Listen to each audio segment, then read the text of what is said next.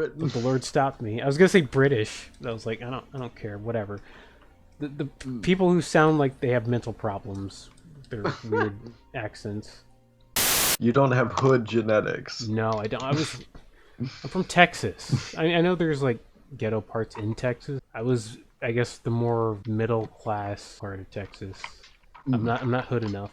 The place I live in now is basically the hood. Like the school I go to is they call it a majority minority school, but like almost everyone I see there is black. And it feels really weird because the stuff they talk about I can't really relate to. And they use this like coded language. I don't understand what it is, but I've had to pick up on a lot of the slang that they use because it's like everything that they say is slang. Hmm. Oh my gosh, Epic Games, you really got to update now. I just wanted to play this stupid. Actually, it's not a stupid game. I like it, but That's pretty epic, bro. yeah, all these stupid online storefronts. We don't need any more. We just need. We got two. That's fine. What we have to do is go back in time and become Minecraft streamers. And then just get really big, get famous. I thought I was going to get famous doing Minecraft videos. I wish I still had these from 2013. I made these videos recording my Windows XP computer. I would call someone on the phone. I asked this random kid, just this random kid from school, if he wanted to be in my Minecraft video. So I had him on the phone, and I would be commentating over the microphone, and I would have the phone like placed up onto the microphone, trying to talk into it at the same time. And it was the worst audio setup that you could possibly imagine trying to Oh my record these gosh. Minecraft videos. I can Yeah, imagine. it That's even sounded worse terrible. than like those old CRT videos that people were like recording their TVs with the camera. Yeah, I mean, I still do that, but Yeah, there's some sort of um, charm to that now. there is. I like it. It feels kind of nice, like you're going back in time in a good way. But yeah, I wish I still had recordings of those videos because I just deleted them all. Um, at some point in like 2014, I was so ashamed of the videos that I just deleted them all. But I wish I still had them because those, I'm pretty sure those would be an interesting way to look at my evolution as a creator over time because channel's definitely changed a lot since then, you know, sitting on a Windows XP laptop with this rudimentary free screen recording software, trying desperately to make this pirated version of Minecraft work with commentary over the home phone. Now, I actually have Minecraft. I could probably just play that. Minecraft Let's Play number one of Uh, 1000. Brown bricks in Minecraft. Brown bricks in Minecraft. Uh, I need to become a brown bricks YouTuber. And I'm not referring to the popular game you're thinking of, Terraria. I'm actually talking about building brown bricks in real life. um, okay. Is that a Yes. metaphor or It's not a double entendre, not a metaphor, not even an onomatopoeia. I'm talking about building brown bricks in the real world, possibly a minefield like Minesweeper, but more specifically in the real world. that sounds incredibly stupid. But I'm not your father, so whatever. Go ahead. I have How no. dare you claim, how dare you claim that you're not my father? I will not take this slander on my At behalf. this point, I kind of am. It's like a Piccolo and Gohan thing going on. See, that's how you can prove I'm black. I make references to Dragon Ball Z. It's like the only anime we watch. They all watch Dragon Ball Z. It's true. I don't know why. We love it. It's strange because you're not even wrong. Like, there's this kid in my class, and it's a class of like 10 people. He was talking about Dragon Ball Z just the other day. I've watched him watch Yu Yu Hakusho on his phone and Slam Dunk on his phone, the basketball show. Oh my gosh. And it's like this giant, like, black kid. Like, he's like 6'4". And he's like totally normal. Like there's nothing weird about him at all. Like everybody loves the guy in the class, but he likes these obscure 90s anime and he will wear like Rugrats shirts and stuff. It's strange. When we elect Andrew Yang to give everybody neat bucks, then we can then we can all play the Area 51 Minecraft level every day. Yes. Just live inside of this map. Oh gosh. There are people who like RP seriously, like have hard RP on Minecraft. They're just really passionate about it. That's cool, you know. I kind of feel like I've gotten over escapism, or just like aggressive escapism. If that makes any sense. I feel like people kind of take it a little too far. I haven't taken it as far as I used to, where what I used to do was, like Skyrim, for example, when I first played that game, I was so into it that I played it for, like, since I woke up to since I went to sleep. Like, it was like a linear cycle. I would wake up, play Skyrim, and then I would play it for so long until I went to bed. And then I just kept doing that every single day for that summer. It felt like I was in that world. That's the thing, is that it didn't feel like I was anywhere else. And I know when the next Elder Scrolls game comes out, whenever that's going to happen, I'm going to have the same experience, most likely, because I just love Bethesda that much. Yeah, I like Bethesda's games. I don't know how I'll feel about the newest one that comes out, because I don't know, their quality, it's really flighty. Like, sometimes they'll make really great stuff, and then other times they'll put in the bare minimum. I mean, I always count on Elder Scrolls games to do well. Yeah, it's the Fallout ones, for some reason, they kind of lag. It feels like the Fallout franchise is kind of ruined at this point because of them. It makes me sad as someone who both likes the old games and, you know, even like Fallout 3, I think it was a good game. I know, what is that guy? H Bomber guy? Yeah. He hates Fallout 3. Well, I think he's a cuck. I like it. Wrong. He can make his feminist analysis of a different game. I like Fallout 3. It's not But- great, and but I enjoy it. Yeah, and like obviously, like I think New Vegas, like that's one of my favorite games. So I feel very strongly about that. Obsidian did a good job, but I wish they would make a good Fallout game, because Fallout 4 was very bad. I played some of it, and I just it wouldn't do it for me. I know Yeah. you did, like, what was it, like 50 Let's Plays of that game? It was like an insane amount. I don't think it was that many, but it was pretty long. I just kind of got bored of it. I still need to watch all of those. I've watched almost all of your videos, but I don't know. It's not very good, because I was like trying to be all serious and role playing. Because I was basing it off of these people on YouTube who like get super serious into the game. They like install these mods to make it like realistic. I had a lot of fun when I watched those, from what I remember, but it was about a year and a half ago. Well, really, no, 2 years ago at this point. Yeah, 2 years. I loved those Tony Hawk Let's Plays. You did so much, dude. Like, you have no idea how much I enjoyed those. Yeah, well, if you enjoyed the other ones, I'm gonna be doing Proving Grounds someday, so that's gonna be good, because I actually got it working finally.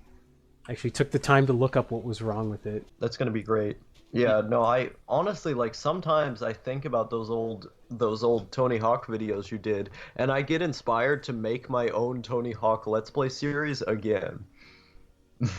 You should. That'll be fun. I'd watch it. I had a lot of fun watching those videos, and making some of my own, because I remember right after you made yours, I was like, all right, I need to one up this guy. We're gonna have competition, Star versus DZ now, or really Outlaw versus DZ at the time, and so I did this Let's Play of the Game Boy version of Tony Hawk. I remember that. I sounded like Pan Pizza in that video, kind of. Hey, that's fine. I sound like Pan too, I guess. Apparently, didn't know that. I just needed to talk more about goth girls, and it would have completed it. I haven't watched one of his videos in a while, but he used to be like my second favorite YouTuber. Yeah, he still I makes was good on stuff. the Rebel Taxi fanboy. I was on the Rebel Taxi fanboy club, basically. Like, I was the Rebel Taxi Dick Riding Association. Oh my gosh. Yeah, I don't really watch much of his stuff. I mean, if he makes a new video, I'll watch it. But for the most part, it's like whatever. Like, I'll just have his podcast on when I'm just like messing around in a game or something. I don't really pay attention to it. I thought the podcast got a lot worse It over did. time. Like, it used to be so funny, and then it had like a severe dip in quality where, like, I think everyone makes fun of them now, is like the show that just randomly goes, "Hey, do you remember that one thing? Oh, I remember that," and then the conversation ends and goes to another reference. It's like an episode of Family Guy. It kind of is. It has a very similar formula to that. And I think it's because they don't really put much effort into the podcast like they used to. If you like look back, say, just maybe a couple of years ago, it seemed to have more polish to it. There's a bit more editing, and they just seem to have more energy about the topics they were talking about. Yeah, there was this real sense that they cared about what they were doing, like it was fun, but now it feels like Pan just kind of makes it because he needs the extra ad revenue because Yeah. RIP Adpocalypse and all that. Basically And what it is at this point. he makes, like, if you watch the video without ad block, which I almost never do on YouTube, every now and again I take the glimpse. I jump over the proverbial cliff to see what the world on the other side is like, and then I realize, oh wait, there are 50 ads in this 2-hour video. I would do the same thing, but yikes, you know? So it's weird. It's weird for me watching that go by, where I know there are some people on mobile who just really like cartoons, and they're like 14 years old, like I was when I first started watching his videos, and they're looking at this podcast with 50 ads in it, and they're going, oh boy, I'm excited to listen to Pan talk, you know? And there's something about that just makes me feel a little bit weird. Like, you know, you've got to go for your hustle on YouTube and all that, but at least if you do it, make it be passionate. You know, make it be fun. And you can't make absolutely every episode of a podcast be super fun, but you can at least try. And like, it feels like Pan is asleep half the episodes now, you know? I know, like, there's just this one episode, I think, where he just, like, kind of... He doesn't doze off, but he just, like... I think he walked out. Like, he said, I'm hungry, and then he just left, because you don't hear from him for a while. So I was like, did he just get up to go get something to eat? During the recording. Don't even cut it out, just leave it there. And, like... I've heard him like forget what they're talking about, or like audibly like forget that he's on the show. Like it's weird. Or when he's not doing that, he's just talking about his girlfriend. Like, oh yeah, dude, I have so much sex with my GF. It's like when Digibro got a girlfriend all over again, where every single video he made was just sex and weed, bro, sex and weed. Is this just what incels do? I guess, because Mumkey was kind of like that too for a while. Yeah, except in his case, it was making overextended drama videos about how his girlfriend was a you-know-what. He was pretty good about it, but like Jeff through Mother's Basement, the anime shill, is that he calls himself a shill, is that like he makes videos with his girlfriend now, and it's just like, oh my god, guys, we have so much sex, and she's a cosplayer, and she like, I paid for her tits with my shill money, dude. And it's like, all right. And isn't he like supposed to be like liberal feminist guy? I can't. Yes. Yeah, he calls himself a communist now. Oh, so he's one of those guys. Yeah, it's weird because he talks about universal basic income, which if you like read Marx, which I actually have, I haven't read Capital, but I've read all of his other books, like he would very clearly be opposed to universal basic income because he wants the means of production to be socialized democratically. So it's very different than having UBI, but like Mother's Basement says, oh, we should just have universal basic income and that will be communism. I don't think he understands what these words mean. He's one of those people who just kind of attaches himself to an ideology. Yeah. It's like, oh, someone shared a cookie with me. That's communism.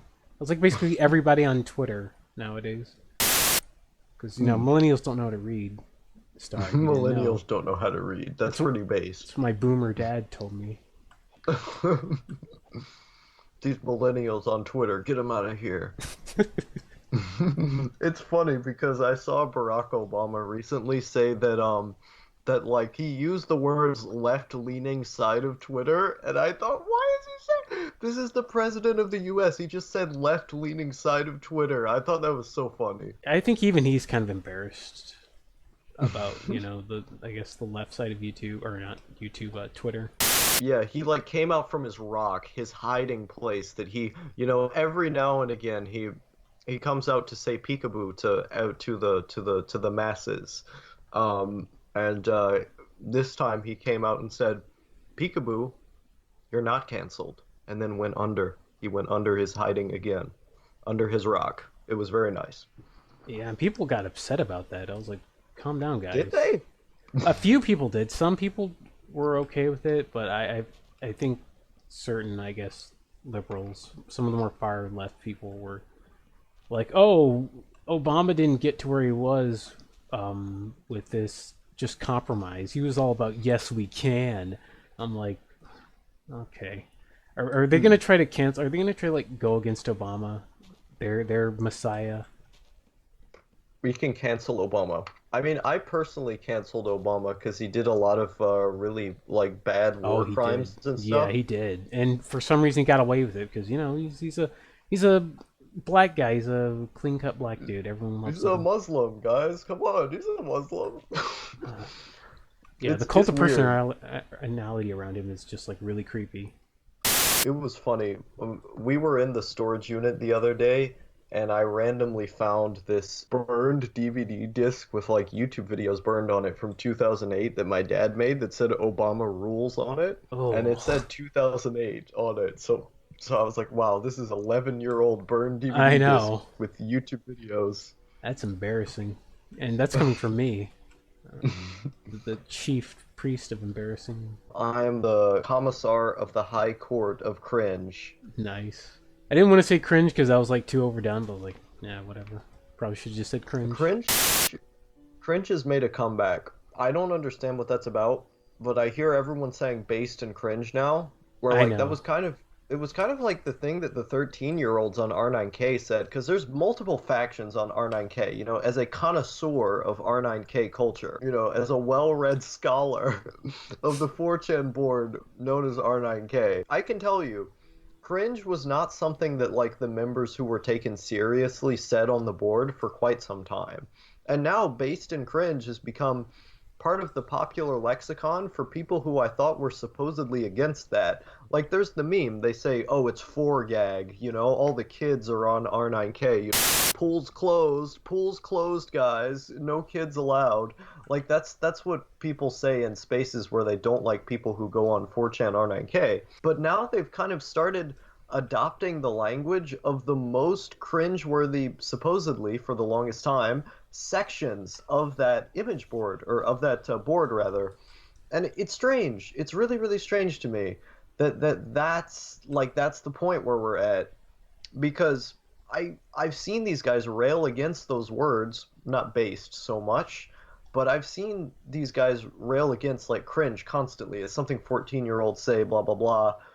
And now it's just like something everyone who's supposed to be like the obscure based bros who are hip on the underground lingo say, where like they used to make fun of people for saying that and now everyone says it. It's weird to me. It's hard for me to keep up when I see these changes being made.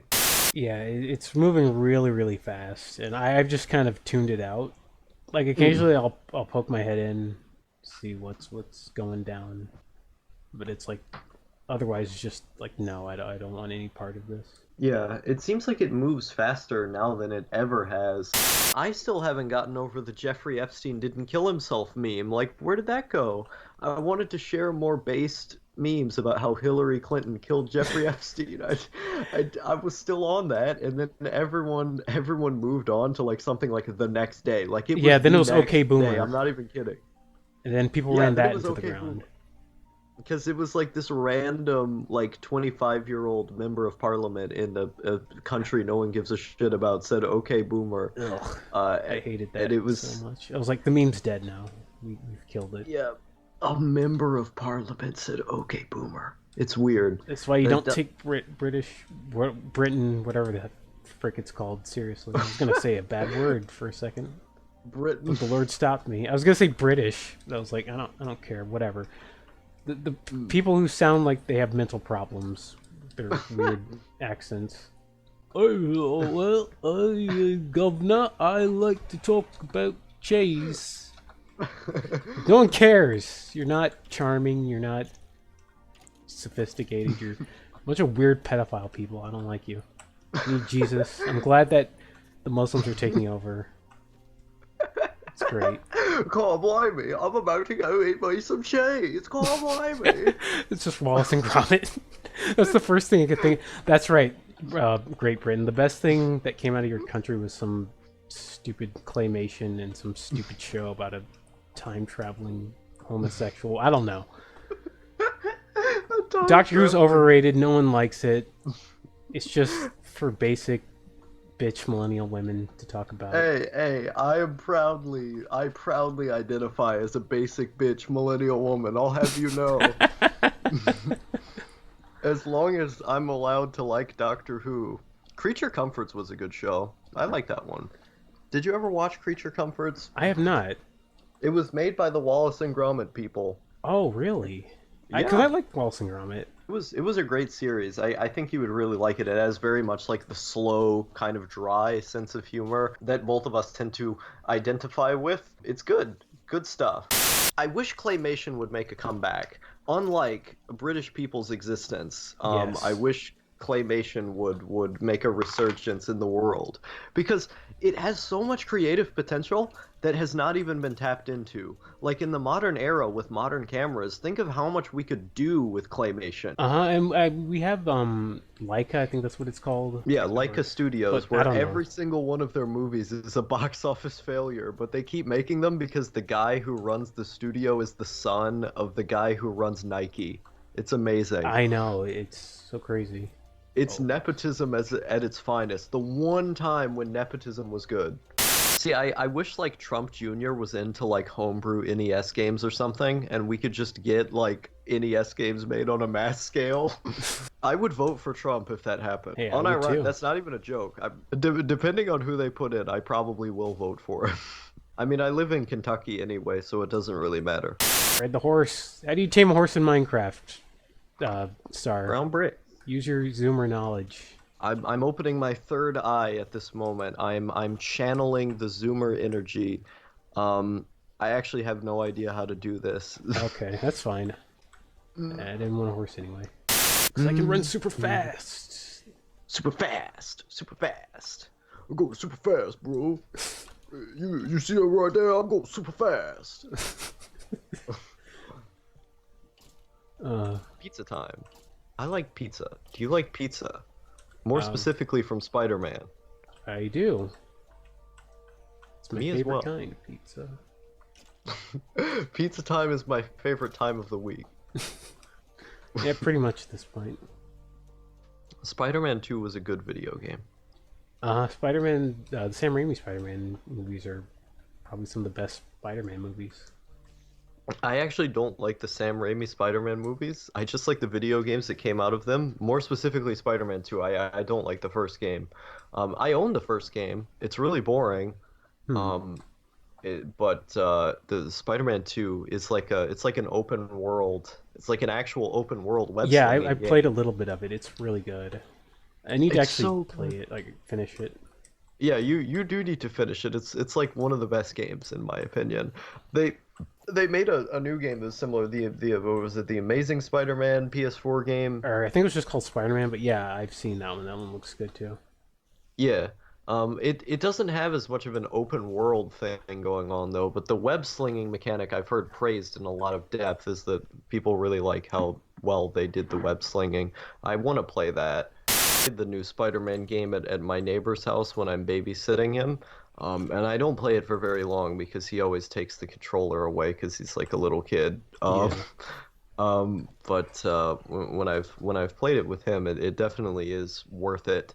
Maybe not worth the whole new console. I mean, PS5 is coming out next year. Yeah. My prediction, I don't know if you feel the same way about this, but my prediction is going to be that PS4 comes out November of next year.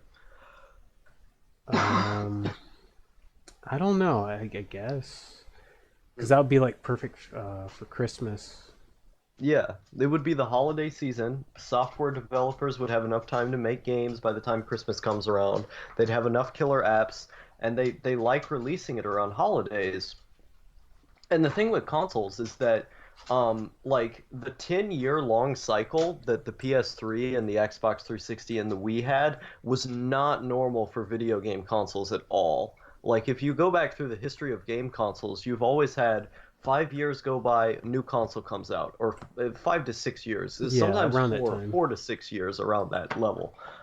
So I feel like what Sony and Microsoft are doing now is they're kind of meeting us halfway, where they go, okay, fine, we won't release a new console in 5 years, we'll release one in 7. And so Xbox Scarlet and the PS5, I think that's what's going to happen. I think they're going to release them both in 2020. It's sometime in November because at this point, like PS4 and Xbox One have been out for almost 7 years. They've been out at 6 years at this point because it's PS4 was released in November of 2013, which is amazing to think about. Like, it's kind of crazy how far things have gone because I remember watching the E3 conference for PS4 as it was coming out, and now it's been like 6 years post its release. It feels like it still feels like it just came out. It's so weird. And now PS5's coming. Yeah, it doesn't feel like it's been out for all that long. I don't know. I guess because I've just been busy on the PC. I think our brains, like at least mine, has been kind of reshaped by just how long the Xbox 360 and PS3 were relevant. Because like game consoles were never that relevant for that long. Like they stayed around for so long, it was kind of amazing. Like you got Metal Gear Solid 5 like barely chugging along, barely trying to run on PS3 and Xbox 360 when those consoles were well on their way out. Like they Yeah. should have not been receiving software that was that high level, that was that high of a caliber into that stage in their lifespan, but they were because there were so many of these kids who grew up with the Xbox 360, myself included, who were used to the idea of it being there for a long time. So they were trying to keep it alive, just like pumping air into it through some kind of casket, trying desperately, oh, let's do CPR, do anything we can to keep it alive. And it was like it had like 3 feet in the grave, or I guess 2 feet in one arm, and it was just barely trying to stay along. And it was kind of terrible watching some of those new games that they tried to put onto those consoles that were not supposed to run on them at all, trying as hard as they could to run. It's like the little engine that could on steroids. Like if the little engine that could had Down syndrome and used a lot of coke or something. I don't know. I kind of liked it though, that they were trying to like, I guess, make like these games more accessible to people who didn't have the new consoles or just couldn't afford them. Yeah, I have a huge amount of respect for that, but like when you look at the product, like just how cut down they were, it's kind of amazing. With me, I tend to buy games that if there's a PS2 version of them that were on the 360, I buy the PS2 version because I want to see what it looked like when they were trying as hard as they could to make these games work on old, on at that point last gen hardware. Um, there's something about the charm of that I really like. Where people, when I tell people this, they look at me bizarre because I released a video, I guess last week, a couple days ago, where I showed my copy of Sonic Unleashed, which is the PS2 version, and I got like multiple comments telling me, "Why the fuck are you playing Sonic Unleashed on the PS2?" When there's an Xbox 360 version that's clearly better. And to me, like I look at that and I go, because it's interesting, because I, Yeah. I like I like seeing the history of this was the little engine that could, on its last couple years of life, just barely trying to chug along and do make the hardware that it had as good as it possibly could for this one task. And there were certain games that came out in that 2008, 2009 PS2 era that really pushed the envelope, that tried as hard as they could to produce something that was of the current generation, even though they were on last generation hardware. And it's like what I was saying earlier about punching weight is that I respect games a lot that try to make the most of their hardware because we live in an age now where DLCs are dominating the video game market, where, first day patches end up taking Yeah. 20 minutes before you play the game because now you have like a 15 gigabyte update that you have to do, even though that content should be on the disc if it's being updated on the first day. But they had to rush it out to stores. They had to produce those copies in the factory to be on, that specific date in order to align with those profit margins. And so they have all these cutbacks, all these strange ways that they have to make the game industry work in order to make the most money. You have to go through all these menus, all these hoops to jump through, and there's something about having not just a complete product, but a complete product that really tries. Like they try as hard as they can to be what they are with as much polish in mind. And I think that's what those old games are emblematic of. Those last generation little engines that were trying to as hard as they could to gasp for life on a dying system, because there were no DLCs, there were no day one patches that could solve these seemingly unsolvable issues with these new generation games trying to make themselves run. They had to be creative. They had to try as hard as they could. And I think that's beautiful in a way. It's a miracle of engineering that they could make things like that happen. And it's all the more meaningful looking at our video game landscape today, where so much of it is riled in this, in this day one DLC, day one patch, incomplete game that you pay $60 for. Yeah, it's really, really cynical and corporate. It's kind of one of the reasons why I don't like to play newer games. Yeah, yeah, Speaking of which, yeah. I want to get my hands on Sonic Unleashed. That's another game that I always wanted to play. It's pretty fun. I don't like the night segments very much. Yeah, a lot of people don't like the Warhog stages. Which, ironically, that's one of the reasons why I think the PS2 version is better, because they don't have so many of the Warhog stages. The Warhog stages are annoying. You mainly just get the Sonic stages. Fun time, fun game. I don't know. Maybe I'll get it on the Wii. Maybe that can be another game I can play. Oh no, motion controls. Yikes. Yeah. Well, there's a way to emulate a Wii controller, but it's not really that good, obviously. And there's also a way you can like use an actual Wii Mote and nunchuck on the Dolphin emulator. You have to have like a Bluetooth connection.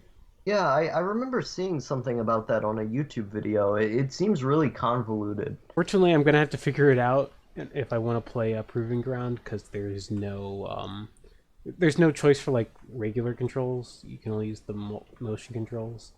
They don't give you an option. And I understand why they did that, because they wanted to show off, the fancy motion controls. But still, it's really annoying. I like those few motion control games that did it really well, like Mad World. I think they utilized motion controls in that game well enough that I would rather play it with motion controls than a controller. And obviously you have no choice, but like there aren't very many games like that I can say did better because they had motion controls. A lot of the time it felt just like a forced gimmick, which is weird because it's like like the fourth or the third most popular selling game console of all time. Like everyone was so excited. I remember watching the E3, the E3 conference on Nintendo Wii, where everyone was acting like it was the coolest thing. This is the next era in gaming, even though Atari technically did it first. Yeah. This is the new tech. We've done it. Woo woo. Like everyone was amazing. Everybody's grandma bought one. There were Wiis everywhere. So much shovelware for family and friends. Like. It was the Wii craze. Everyone was insane about Wii. Everyone had Wii on the mind, even when they were jacking off. And then so it's weird looking at it now, looking at a lot of these games where I just sit here and go, a lot of these were not even that good. Why did everyone care about this so much? It's bizarre. And I like the Wii, but I feel like a lot of people just kind of got blinded by the gimmick. Blinded by the light. Yeah, no, me too. I was excited about it at the time as well, mostly because I was a little kid. But at the same time, it was a cool concept, but it's hard to tap into that mindset now, where it's been over a decade now, of course.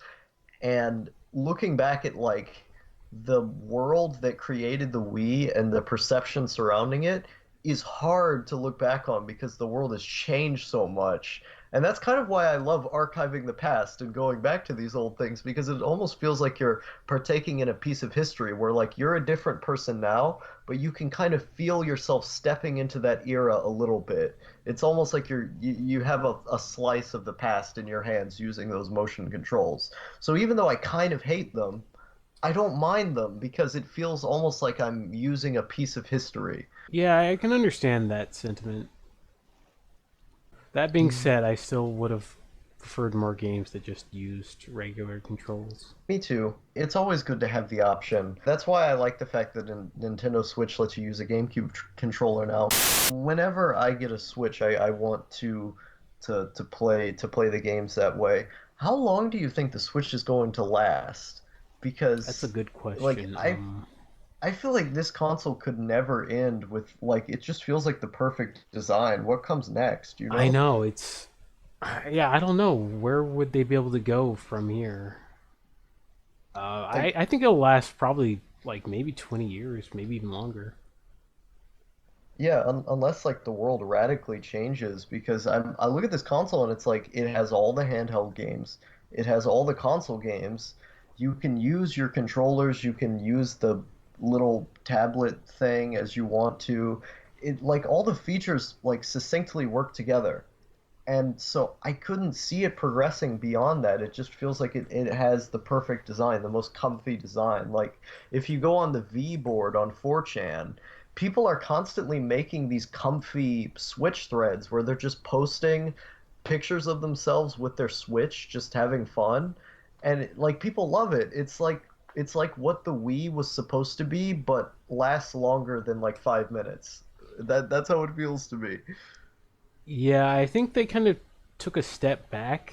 Like even though the Switch is really ambitious, it kind of feels I don't know, there's something simplistic about it that the Wii was trying to do but it never could do. Yeah, I agree. Like it is literally like the every person console where the Wii wanted to be the every person console, Hmm. but it ended up just appealing to like the lowest common denominator, or just like really old people and like big normie kind of folks who just wanted to play bowling with their kids or whatever. So you got a lot of shovelware on there. But the Switch like meets this perfect medium where they have the third party support, they have like the obscure JRPG, big titty games. They're actually outcompeting Sony on big titty games. This is Yeah, I bizarre. heard about Is that that. Sony has come out and said that there is no moral place for these big titty games on our console, and then Nintendo came up and was like, hit us up with that right here. And it's And it funny because Nintendo forever has kind of been very moralizing. Like yeah. in the '80s, they would do everything to remove like sex or drug references from games. Yeah, and it wasn't just in the 80s, it was like up to the Wii U era even where they kind of dipped their Mm. toes into it with the Wii U with like games like Zombie U and stuff like that. They kind of did that with the GameCube with And it, Killer 7. yeah, and the Wii with Mad World. So yeah, I guess you're right. Yeah, so they always kind of dipped their toes into it a little bit, but they still had like the Nintendo seal of approval and this is morally good game and this kind of stuff. They marketed themselves as the family system, Uh huh. but the Switch like genuinely feels like this is the first time that Nintendo has marketed a console in a very long time at least to absolutely everyone. Like this is just by design the every person system where it's perfect for the hardcore gamers who like their weird stuff. It's perfect for normal people who just want to play like Call of Duty and normal games, and it's perfect for little kids who want to play Lego Underground or whatever. It just works for everybody. You can take it in your pool, you can take it on the bus. I've seen people on the bus with it. You can take it to school, you can take it to work, take it everywhere. It's like it has the mass appeal that handhelds have and has the mass appeal that all of the best game consoles have, and then mixes them all into one, while also using the tablet phone technology stuff that normies love so much. Like, they tried to do that with the Wii U and failed, but Yeah. with the Switch, they just perfectly synthesized everything together. They took everything that has made a Nintendo console successful in the past and created this beautiful mix that ended up working for everybody. I know, and that just makes me think that this system's gonna just be their go-to system for a really long time. I don't think we're gonna see like a Switch 2 or Switch Redux or anything like that because the design is just basically the closest thing to perfect you can get to. Mm. Yeah, I want to buy a Switch now. Oh, you definitely should. When you can, Yeah, of course. Because I yeah. haven't and I really love it. Mm. Yeah, I'm excited for the new for the what is it? It's Suda 51 is new game. No More Heroes 3. Hmm. Uh, I want to play No More Heroes 3 so badly. It's gonna be so good. Yeah, it looks really fun. I've only like seen the first trailer. I don't know if there's like a new one out, but it looks like it still retained a lot of its charm. But I like how they made Travis more. I don't want to say friendly, but more likable. Like he doesn't seem like as much of a douchebag as he was in the first couple of games. So there's a bit of Hmm. an arc. So I kind of like that there's going to be some maybe character development with this game. Yeah, he used to be a big punk guy, and now he's a less punk guy. Yeah, I don't know if this is gonna be like Suda 51 trying to clean up the game. So hopefully it's gonna be as gory as it was. But I don't know. I'm still looking forward to it. I'm still gonna play it because I like I, those I'm wait games. I'm They're waiting for Pan Pizza's review of it to oh come out yeah, after the game comes out, and he's gonna go, Travis touchdown, more like Travis tap that ass. yeah. He doesn't really do a lot of those like cheesy sex jokes, but he's probably gonna do something like that for that Yeah, video. I miss those. I genuinely laughed at those a bunch of times. Yeah, even though a lot of them weren't funny, it was still kind of just fun to watch him mess around because like I said, this was like early YouTube. People were just kind of trying to figure out what was their niche, what was their thing. The jokes were so bad that they were good in an inverse way, and I don't use the phrase "so bad it's good" very often, but like structurally, like nothing about them was supposed to work, but they just worked so well because of his delivery and like the fact that he would say it. No one else would say it but him, you know? And he would make them genuinely creative sometimes too. It was great. Yeah. I don't know. I guess he's just kind of lost that passion because he still has it in some of his new videos, but I feel like he's just kind of, going through the motions. Typical YouTuber. And there's nothing wrong with that because I kind of feel like that sometimes when I make my videos. Mm. I mean, I do it too. My channel is like a mishmash of everything. Sometimes I just live stream for like the entire week without even making a video. Hmm.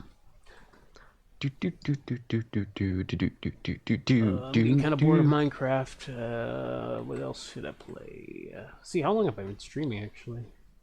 Not The that Hong long. Kong 97 music is unironically one of my top 10 songs ever. I actually like that song a lot. I do too. It's so good. I could listen to it forever.